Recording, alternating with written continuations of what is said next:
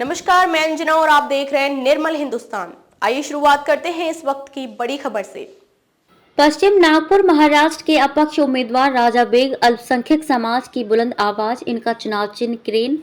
इन्होंने साक्षात्कार में कहा कि किसी भी धर्म या उनके धार्मिक गुरु, ग्रंथ, पैगंबर या धार्मिक आस्था का केंद्र के खिलाफ अपमानजनक टीका टिप्पणी पर मौजूदा कानून पर संशोधन करना, महाराष्ट्र में वक्फ बोर्ड संशोधन बिल लागू नहीं होने देंगे। मुस्लिम समाज में खटीक मजहबी मेहतर भाइयों का एससी का रिजर्वेशन तुरंत लागू करवाने के लिए लड़ेंगे। पश्चिम नागपुर में 4 वातानुकूलित समाज भवन और डिजिटल लाइब्रेरी लाकर देंगे। अलीगढ़ मुस्लिम यूनिवर्सिटी जैसी यूनिवर्सिटी लाऊंगा। पश्चिम नागपुर से बेरोजगारी हटाएंगे और युवाओं को रोजगार देंगे।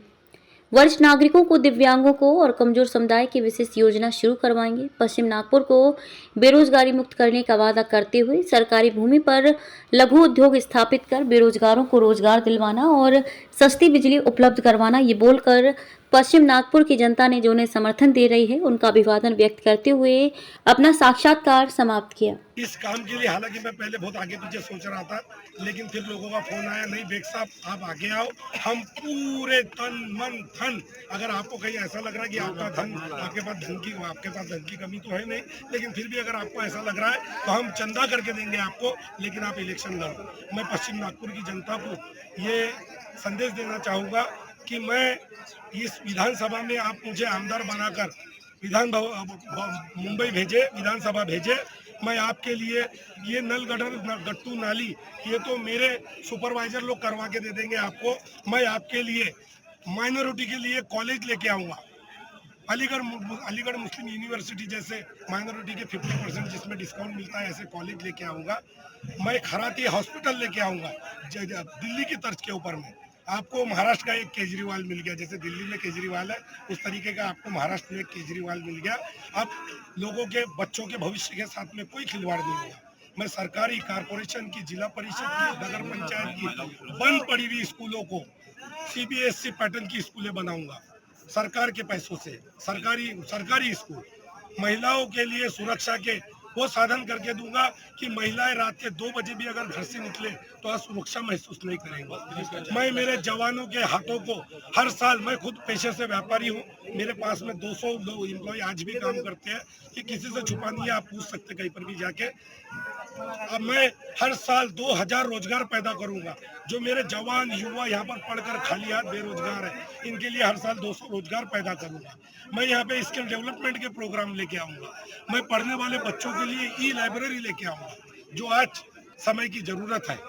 और ऐसे बहुत सारे प्रोग्राम है मेरे दिमाग में। स्पोर्ट कॉम्प्लेक्स के अंदर में जो बच्चे स्पोर्ट्स में हमारे फर्स्ट आते हैं, उनको गवर्नमेंट से जो वजीफा मिलना चाहिए वो एक आमदार के थ्रू मिलता है। हमारे यहाँ के आमदार ने आज तक एक भी बच्चे को वजीफा नहीं दिलाया।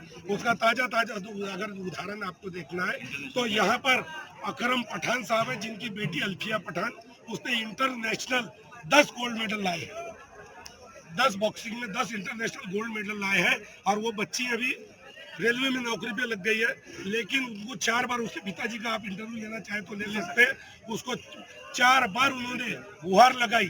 उन्होंने मुझसे कहा कि हमने पश्चिम नागपुर के आमदार को दिसंबर के महीने में जब यहाँ अधिवेशन आता है उस समय उनके हैंड टू हैंड कॉपी दी है, लेकिन आज तक के मेरी बच्ची को 1 रुपया वजीफा नहीं मिला, जबकि वो बच्ची का हक है। तो अब राजा बेग के पश्चिम नागपुर में आमदान बढ़ने के बाद में कोई भी बच्चा अपने हक से वंचित नहीं रहेगा, कोई युवा अपने हक से वंचित नहीं रहेगा, कोई बुजुर्ग अपने हक से वंचित नहीं रहेगा, कोई महिला अपने हक से वंचित नहीं रहेंगी, कोई भ्रष्टाचार नहीं होगा। जो बीजेपी ने जो भ्रष्टाचार किया है, आज पैसों की गंगा बहाकर ये लोग जो इलेक्शन लड़ते हैं, और मैं एक गरीब आदमी, जो मेरे लोग यहाँ पे मुझे चंदा करके इलेक्शन लड़ा रहे हैं। इस जुमे में इन्होंने 22 मस्जिदों के अंदर में चंदा कराकर 1,17,000 रुपए, 1,17,370 रुपए मुझे जमा करके दिया।